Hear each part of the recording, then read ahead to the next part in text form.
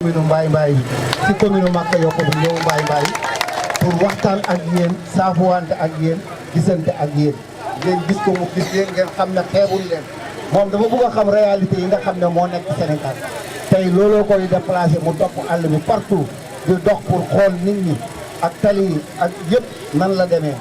gis na ne nit ñi sonn nañ gis nañ ne dëkk réew mi amul yoon gis nañ ne électrification rurale bi doxul parce que Guérane Gueye ñu jógee 4 ans ñun ci topp mënuñu am courant seen dëkk yi. ñu ngi nuyu ñëpp kenn ku ne turam ak santam ñu nuyu gan gu am solo waaye balaa ñu nuyu gan gu am solo gi dañuy nuyu borom dëkk chef de village mu nekk ku xam ne ku yaatu la ku bëgg nit la képp ku ñëw lim ñu wax dalal leen ko ci dëkk bi may ko mu yaatu. ngeen laaj ko moom it luy xalaatam ngeen wax ko lii seen xalaat ngeen dénk ko seen bopp wax ak moom wax ju rafet ndax Sénégal gii kenn moomul ko ñun ñëpp ñoo ko bokk kon borom dëkk moo ñu waxoon ñu wax lii xalifa borom dëkk mu ngi lay nuyu mu ngi lay dalal si dëkk bi ne na la bisimila ndax moo boot ñëpp moom du dàq kenn du siise kenn waaye nag dalal na la si biir Mbaye Mbaye xalifa jërëjëf merci. Khalifa ñu ngi lay dalal ak délégation bi nga ànd ak ñëpp Khalifa bala ma dugg si comme yow ñun liñ dégg si yow ak sa réalité yi ñu gis nga dem bi Ndakaaru dama lay dégg ki ñuy wax mooy Aliou Sarr Khalifa am nga jàmbaar ju mat jàmbaar mi Aliou Sarr loolu kenn du ko seedeel man maa koy seedeel Aliou Sarr gaynde la leader boo xam ne li amul fenn ndax kenn joxul ko mooy kenn joxul ko dara waaye maa ngi moom dañ ànd boo ko benn campagne di ko campagne muy lan ñu nekkoon benn kii coopérative boobu ñu dem di liggéey si wàllu gerte gi di dem di jënd ay gerte di stocké si magasin yi waaye Aliou Sarr fu mu xàgg rek yàq na suñu liggéey bi ndax fu mu xàgg xalifa ah ma ne ko Aliou yow xalifa moom qu'est-ce qu'il y a lan la mu ne xalifa mooy ki développé Sénégal ëllëg ah mu ne xalifa mooy ki développé Sénégal ëllëg ma ne ko ah Khalifa de moo yor li gën a garaaw biir Dakar Sénégal ma ne ko mooy lan ma ne ko le grand maire de Dakar le grand maire de Dakar ndax boo ne Sénégal rek Dakar la amul feneen boo ne Sénégal rek Dakar la Khalifa ñaata at la seere maire de Dakar kenn ku ne bëgg na ko mën koo am kon Khalifa Sénégal kenn ëpp la fi doole Khalifa loolu yëngu si réew mii yàlla na la yàlla jàppale ak Serigne Touba ak Serigne Fall mi nga xam ne moom la Serigne Touba waxoon na ko jox naa la baatu kul lu la neex nga def si baatu kul kon sa Khalifa dañ lay boole Serigne Fall Mbacke moom it li nga bëgg yàlla na fa yàlla àggale foofu si barke Serigne Touba waaye bëgg naa Khalifa man du ma dugg si yeneen dotaay yi man Aliou rek laa lay dénk moom laa la bëgg nga xool ko bu baax xam ne nekk na nit koo xam ne si yow dama ne ku ne gën a jege ak koo mantukaa doon ki nekk Ndakaaru tey Khalifa Aliou a gën si yow ndax moo ne si àll bi fii la village yi dafa am solo te Khalifa rek def nga lu am solo bu leen neexoon tëdd Ndakaaru bàyyi ko Ndakaaru jaar si digg route nationale bi rek tekk ay caméra gars yi wër la rek ñett filmal réew mi rek dikk dem toog Ndakaaru na Sénégal a ngi nii déedéet du loolu li nga def nii moo am solo dëkk si village waay dem wàcc dem Guérane lii sa Khalifa ñu ngi lay sant la gërëm te li nga bëgg nii yàlla dana la ko dimbalee ba dem si jot si anam bu gën a yaatu. asalaamaaleykum maa ngi nuyu mbooloo mi di nuyu Khalifa Sall mais ancien maire de Dakar nekk góor yàlla ci biir Ndakaaru jëriñ waa plateau jëriñ waa Dakar jëriñ waa banlieue bi nit day jóge ba Géejawaay ñëw ci moom mu dimbale ko moom kii nii maanaam mosuma gise ko jàkkaarloo yow face à face mais say réalisation ca Dakar dama ko xam parce que man fa laa dëkk Géejawaay laa dëkk ba tax na dama jógee maanaam au niveau de maanaam Dakar ñëw fii nii ci village bi pour exploiter samay projet maanaam li nga xamante ni mooy njëriñi Sénégal maanaam mooy wàcc ci village yi parce que boo demee ci village yi di nga fekk say mbokk yu nekk foofu te maanaam soxla gisoo ko maanaam ku leen soutenir te duñ ko am na ñoo xamante ni ay techniciens la ñoo xam ne ñu ngi ci àll bi ñii au niveau de l'élevage ñii au niveau d'agriculture ñu ngi ci àll bi am na ñoo xamante ni bëgg nañu financement te amuñu ko te nit ñi dañuy jël maanaam financement yu gouvernement bi di ko politique te fekk gisoo ko loolu noonu day daane Sénégal léeg-léeg nga romb benn nit boo xam ne day dawal sareet sax nga yaakaar ne kii tête nulle la fekk gisoo ko bopp bi dafa fees del te boo wàccut ci terrain bi doo ko mën a xam kon li nga def nii gisoo ko maanaam lu rafet la ñun dal village yi daal ci fii ci Saloum ak Bawol ak maanaam Casamance ak fépp foo dem rek gisoo ko maanaam boo demee ba doon président nga maanaam gëstu villageois yi parce que villageois yi leen war a suqale ko pour Sénégal mën a dem ci kanam au niveau de kii élevage bi boo ko maanaam yaa ngi dégg financé gisoo ko maanaam jeunes yi ak jigéen ñi maanaam yaa ngi dégg bu villageois yi maanaam jëriñoo ci mbir moomu noonu rek Sénégal day naat continuellement day dem a dem ba gisoo ko maanaam kenn dootul maanaam ñaanati leen parce que da ngay mënal sa bopp kon maanaam ñu ngi lay ñaan nga dimbale maanaam yaa ngi dégg maanaam jeunesse bi dimbale gisoo ko maanaam yaa ngi dégg waa mbay gii nii man fii bi ma fii ñëw dama indi sama benn projet boo xam ne projet gisoo ko maanaam arboriculture la te maanaam wàllu ndox ci boppam dafa nekk loo xam ne dafa yàq sama projet fii ci mbay te ba léegi maa ngi koy muñ fii ci mbay jigéen ñi dañ doon toog xoolal di root fii nii ci teen bi di sonn benn coono goo xamante ni kenn xamut ni mu toll maanaam forage bi nga xam ne moo doon alimenté mbay dafa mujj yàqu maanaam alimenté wul pour mbay ñàkk ndox boo xamante ni mar day taali li suñu problème mooy wàllu forage bi nga xamante ni moom la ñu war a exploité ci dëkk bi mu développé mbay parce que mbay dañu war a danoo war a développé wu te fi ñu war a jaar mooy ci wàllu ndox bu ñu amee autosuffisance wu ndox dañuy dem ak maanaam petit financement bi nga xamante ni laaj nañ ko tamit képp ku fi toog rek nga dimbale waa mbay ak waa environnement bi loolu moom ñu ngi la koy ñaan yàlla na la yàlla defal jàmm yow arrêtement zéro fa maa ngi leen di nuyu kenn ku ne ci sa tur ak sa sant di leen dalal di leen wax ne bismillah fii ci Mbaye di leen wax ne Khalifa bismillah fii ci Mbaye ñun jigéeni Mbaye moom benn bopp lañ dañuy xàccandoo dañuy dóorandoo te ñun yéen lépp Khalifa rek lañ ci lañ taxaw mbiru Khalifa rek moo ñu ñor Khalifa dañoo bëgg ñun jigéeni Mbaye ku ñu jàppale rek bëgg nañ ko ku ñu jàppale rek ñu ngi sa gannaaw Khalifa ñu ngi sa gannaaw tey boo la dañoo bëgg nga jàppale ñu suñu dëkk bi ñu am lu ñu wane am lu ñu taxawee ndax ñun ñu ngi ci politique di ci yëngu wax dëgg tey boo la ñu ngi ci politique bi sa gannaaw dañoo bëgg nga jàppale ñu ci wàllu baas ndax bu ñu amee programme dañuy génn dëkk ak dëkk di oti baas dañuy am tey lu demee nii dañuy dem dëkk ak dëkk di wuti ay siis di tegale fu ne ñu jëlee ay fukki siis ay ñaari siis di tegalante te xam nga ne dépassé nañ loolu Khalifa jàppale ñu du mbana du palaat lépp luñ ci soxla dañuy génn ci suñu biir yi naaw la di ko wuti te ñu ngi sa gannaaw tey ba ëllëg dañoo bëgg nga jàppale ñu ci wàllu matériel wàllu ndox mi nag moom Aliou yeggali na ko xam naa ku xiif dafa yàqamte raxasu leen ndax ñun ay bureau yu welit lañ daan wëggee ci teen yi jigéen di yomb sax man ngaa avertis ndax bureau ngi ndox yi ngay wëgg si teen bi di naan te ñun ñu ngi ci tali bi ñu ngi ci village bu xam ne ñëpp ko xam village Mbaye ku ne xam na ko jàppale leen ñu ci ay matériel ñu am lu ñu taxawee wax dëgg yàlla sonn nañ trop Khalifa jàppale ñu te yàlla tax jàppale ñu ci baas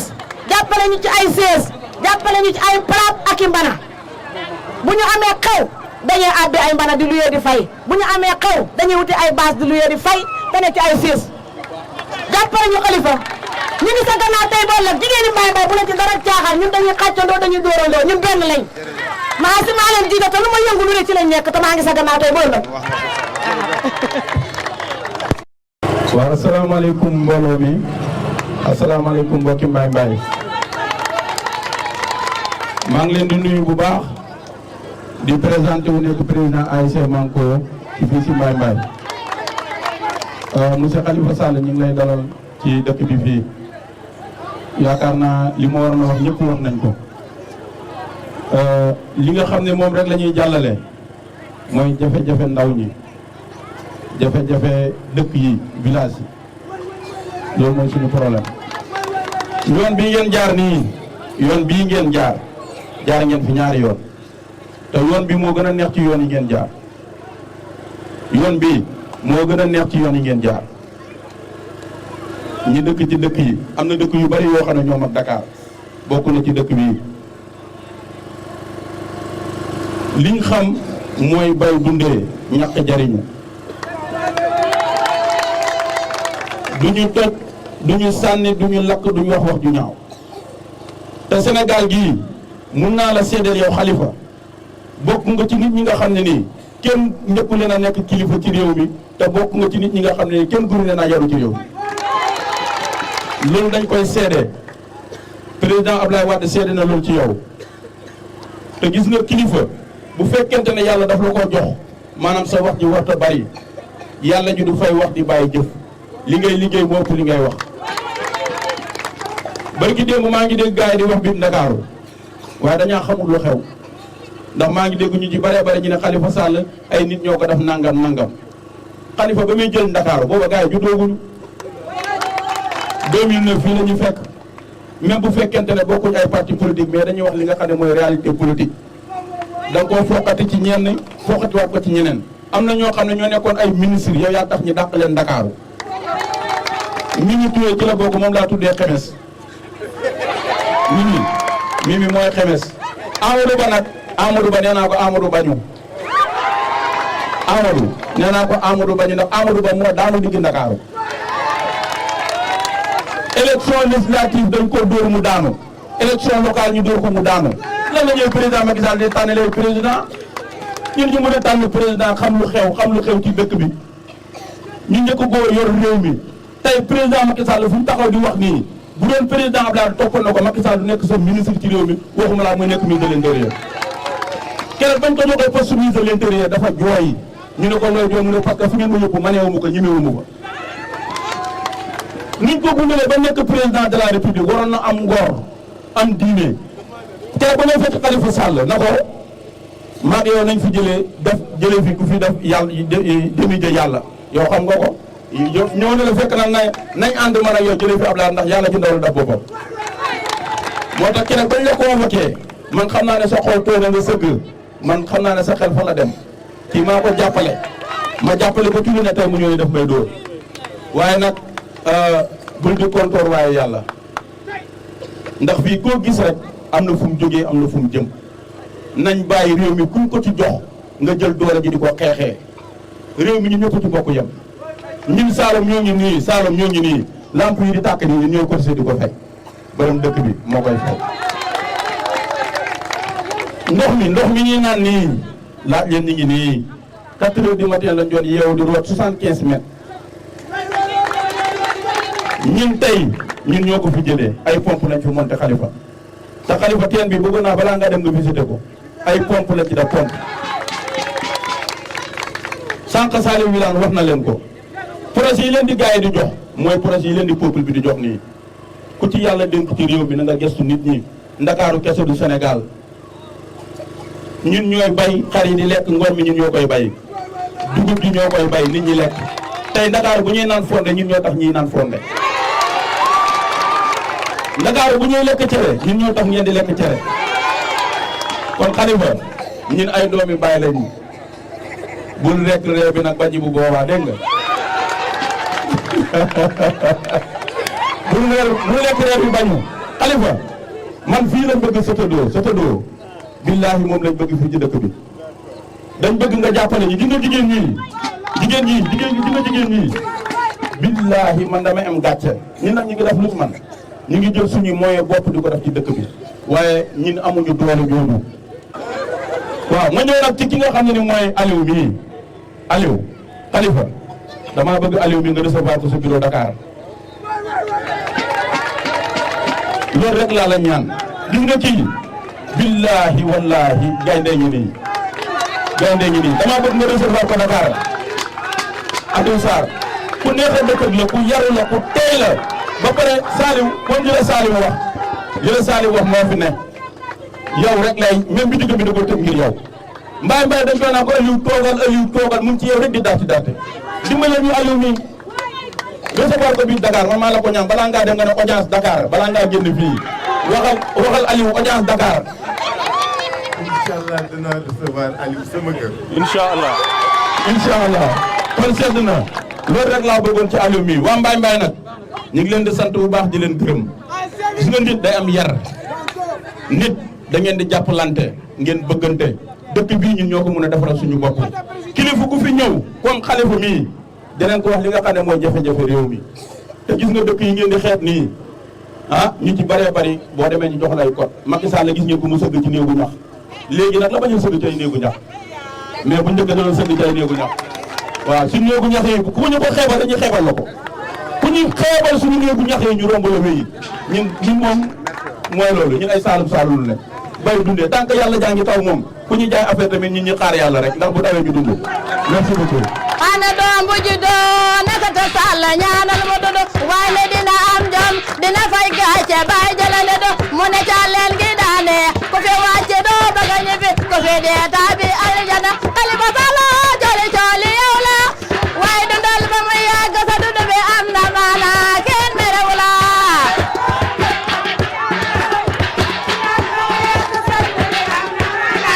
waaye dundal ba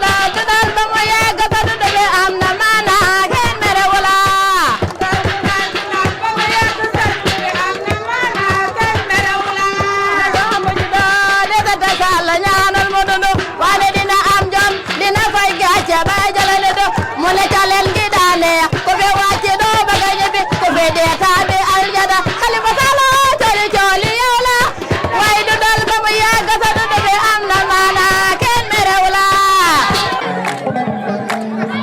ana xale yi mbay baay ana jigéen mbay bay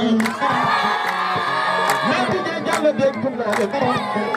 le 24 le 24 le 24 le 24 le 24 2024 wotel leen Babacar wotel leen ngeen jëf yéen waa Mbaye Mbaye waa Mbaye Mbaye maa ngi leen di nuyu di jiital ci nuyu bi suñu wayjur suñu kilifa borom dëkk bi di nuyu aussi imam bi di wax ne ñu ngi jéggalu bu baax parce que dañ fi waroon ñëw mu guddi egsi wuñu mais li amoon dafa amoon ndog-ndog boo xam ne yàlla rek ko sañ ci jaam ndog-ndog boobu moo taxoon li ñu nettoon fii ni soroon koo sottilu tey la ko yàlla def ma bég trop nag ci liñ fi fekk ak liñ fi gis ak liñ fi dégg man mënoon naa bañ wax parce que ñi fi wax Aliou bëggul wax xam naa ne rek gaa yeeguñ ko doo wax mais su Aliou waxoon ñi ko jiitu li ñu wax fa lay aw parce que li ma neex tey ci suñu daje bi mooy ñi wax dañu xam li ñuy wax xam ci li ñuy wax te li ñuy wax doon lu ñu gëm te muy dëgg. Non mais c'est vrai je confirme que li ñu wax dëgg la ak li ñu bëggul wax ak li ma bëggul ñu wax lépp dëgg la mais li tax ñu bëgg fii kontaan ñëw fi mooy li ñu yéene li ñu dëgmal muy liggéeyal askan wi liggéeyal suñu réew loolu rek ngeen wax fii tey ay gor ngeen ay garmi ngeen ay nit ñu wóor ngeen parce que nit ki wóor mooy ki nga xam ni rusul kenn mën na nag cëral nit mais ragalul su dëgg jotee mu wax ko te tey loolu ngeen def fii wax ñu dëgg yu wér péng wax ñu lan ngeen di dund lan mooy seen problème ak lan mooy solution booboo ma ci neex nag parce que façon bi ñuy doxale ñun dañu bëgg a bàyyi ni politiciens yi daan defe dugg ci dëkk rek mel ni ña nga fa fekk xamuñu seen bopp xamuñu ci liñ dëkk xamuñu lan mooy seen bëgg-bëgg naan danaa def danaa wax te doo leen déglu doo leen laaj doo dund ak ñoom li ñuy dund ba pare yooyu moo xewi loolu moo xewi man li ma fi gis tey moo dal sama xel mooy yéen waa Mbaye Mbaye xam ngeen seen bopp xam ngeen fi ngeen jëm xam ngeen li ngeen bëgg te ku leen jox ngeen def ko di ngeen ko def te damay seedeel waa Dakar bi ni ñu def Dakar la ñu bëgg a liggéeyee Sénégal parce que li ñu gëm mooy nit ñi kenn dofatu fi ku nekk xam nga li nga bëgg te nit ki koo fi wóolu na boppam soo ko doyloo na boppam donc soo tegee sa bopp fi nga ko teg rek léegi mu dem. pourquoi ma wax loolu moom xam na dama ni ko Sénégal après 60 ans am na lu fi waratul ne benn lampe solaire dong ak ñaar yu ngeen fi def c'est pas normal dans un pays qui a 64 ans d'indépendance am na lu ñu war a weesu ñuy ñàkk ndox ba ngeen di jël ay pompe 75 mètres de profondeur ma ne war na fay ñàkk te ngeen defal ko seen bopp mais surtout li mu wax mooy li may gën a dëggal bay dunde mais da ngeen ci yokk bay dundal bay jëriñu ñett yooyu mooy mbay mi ñu war ñun soqaliwaat ñun ay sëtu Senghor lañu ay doomi Abdou Diouf lañu li ñu gëm mooy mbay réew mu mënul dundal sa bopp amagoo indépendance réew mu mënul faj sa soxla amagoo indépendance et après 64 ans foofu la ñu toll mani lépp luñ fi def te réglé wuñu mbay mi réglé wuñu sàmm gi réglé wuñu napp gi réglé wuñu problème mu xale yi réglé wuñu problème mu jigéen ñi on n'aura rien fait on n'aura rien fait moo tax ñun dañuy ñëw di waxtaan ak yéen dama wax ne mbay mi ñett yooyu ñun la ñu fas yéene bay dundal bay jëriñu xam nga dafa jeex léegi xool leen ren ni ngeen bayee dama dugg sopp parce que depuis quelques mois maa ngi dox dama dem fekk nit ñi di déqi ma dugg ci tool yi damay xool taatu gerte su génnee du am sax ñetti doom wala fukki doom yu baax te baykat bi ni la ba may bay joxuñu ma jiwu bu baax baykat bi ni la biñ may jox engrais bi fekk na sama waxtu wa weesu la nga ca amas néew nga war ko jaay xamagoo sax ñaata nga koy jaay voilà le problème loolu mooy li weesu loolu mooy li fi war a deñ parce que nag ñoom ni ñu respecté waa Ndakaaru suñu waxoo rek ñu tiit loolu lañ leen war a respecté yéen loolu lañ leen war moo tax ma ne ñun li ñu gëm mooy yéen commune yi nga xam ni moom moo doon ancienne communauté rurale dafa war doon instrument développer seen dëkk ak seen tax seen fi ngeen nekk mais niñ koy defee dañ leen di dooleel parce que mënoo jël commune bu am 100 millions de budget nga ne ko kaay liggéeyal ma say dëkk wu day wax lu ko neex parce que seen commune yi ñaata village ngeen di am village yi amu leen yoon amu leen tali mënu leen liggéey ci 100 millions ku la wax ne mën na ko def day wax lu ko neex mais li ñu war changer mooy état bi fi mu teg ñi nga xam ne ñoo nekk dans les zones rurales ci campagne bi looloo war deñ parce que mairie Dakar ay milliards la yor mais yéen 100 millions yi ngeen yor mun leen ci liggéey man dama ne Khalifa Sall président de la République mairie bu nekk ci Sénégal da nga am 1 milliard incha allah pourquoi ma ni 1 milliard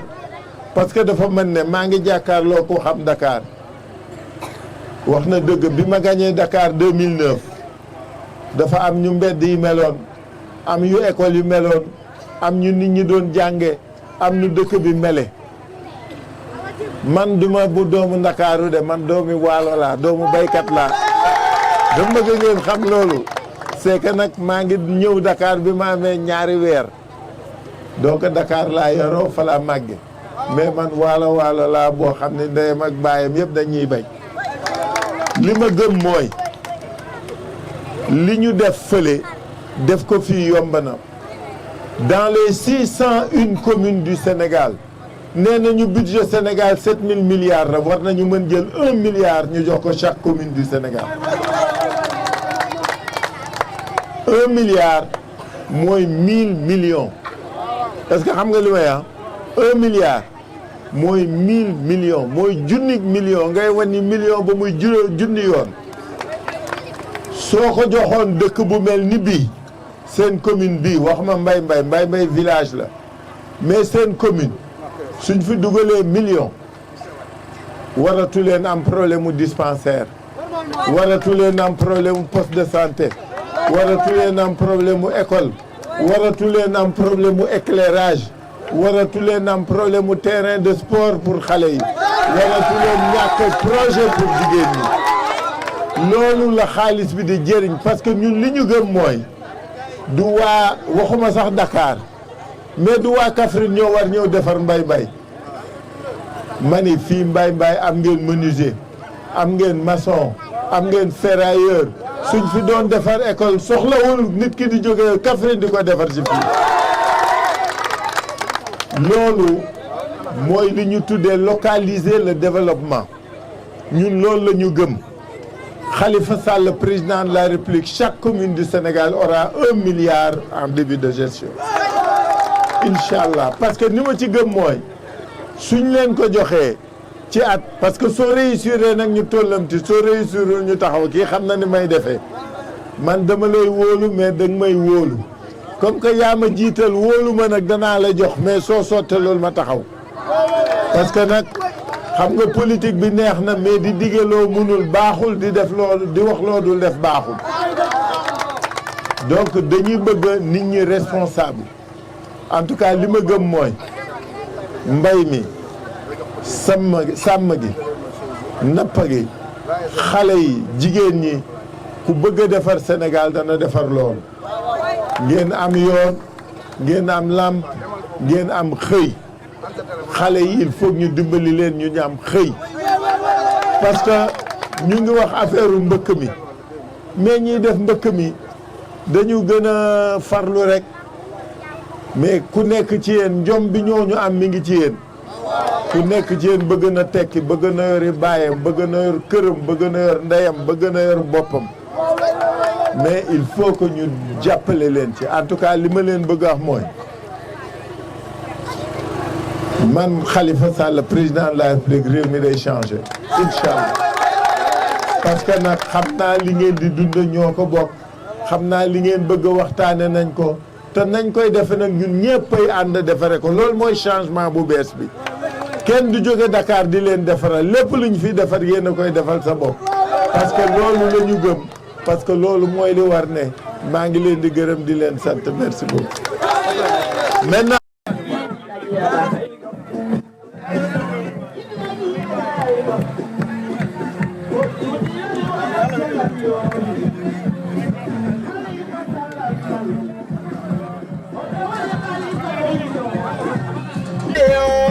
Khalifa